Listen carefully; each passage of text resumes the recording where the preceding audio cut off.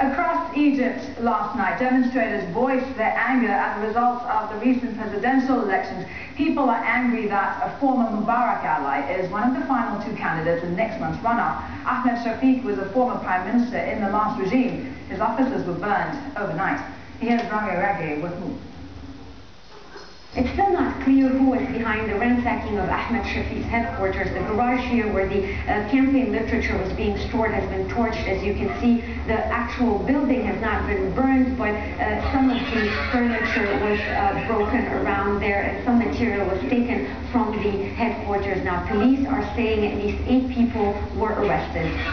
Inside the headquarters itself, some computers remain broken. This was all material that was used in the campaigning process, in the election process. People here, the campaigners, those who belong to the campaign of Ahmed Shafiq, are blaming supporters of the Muslim Brotherhood, are blaming supporters of other candidates who did not make it to the runoff, including Hamdin Sabahi, who landed in the 3rd position, of being behind this violence. Hamdin Sabahi and other political leaders have urged protesters not to engage in acts of vandalism. Several political leaders are saying protesters should wait until a political isolation law is decided upon by the Constitutional Court. That law, which was designed to isolate or to distance former members of Mubarak's regime from running in this election, will be decided upon in the coming few days. And many people say it could decide the fate of Ahmed Shafiq and his legal standing to run in this election in the first place.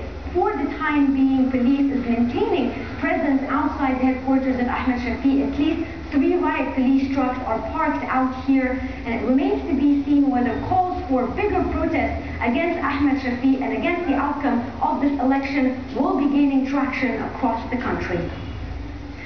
Foley is a specialist in Middle Eastern political trends. He's an associate professor of history at Middle Tennessee State University and joins us now from Kuala Lumpur. And thank you very much for speaking to us. We saw people protesting overnight, clearly angry that Ahmed Shafiq has made it into the 2nd round. How did he make it so far if people really want change from the old regime?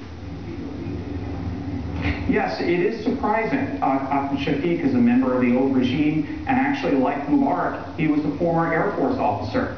But he emphasized issues like law and order, and polls right before the election indicated that this was an important issue to voters, especially to the Coptic voters in Egypt, who are about 10% of Egypt's population.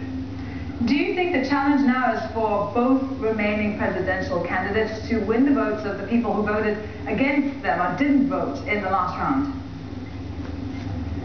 Yes, absolutely. Both candidates have to think about how they win not only their base, but to dramatically expand the base. Neither won more than 20-something% of the vote, and they have to significantly expand it. And to Egypt's credit, both sides, both presidential candidates, have sought out the support of either parties within this other presidential candidates.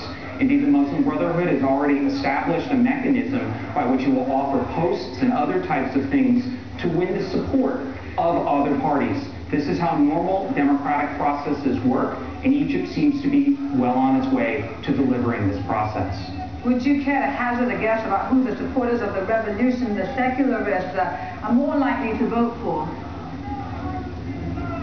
That's a difficult question. As your report noted, it's not even clear whether Mr. Shafiq will be involved in the runoff or not. And indeed, the question will be whether he will be able to reinvent himself enough to convince those voters that he truly is a leader of the revolution, or whether the Muslim Brotherhood will be able to do that as well. It's an open, democratic process, and both sides have significant time to win support. It's still unclear right now. What do you think a win by either man would mean for Egypt? It would seem increasing divisiveness and polarization in Egypt is inevitable.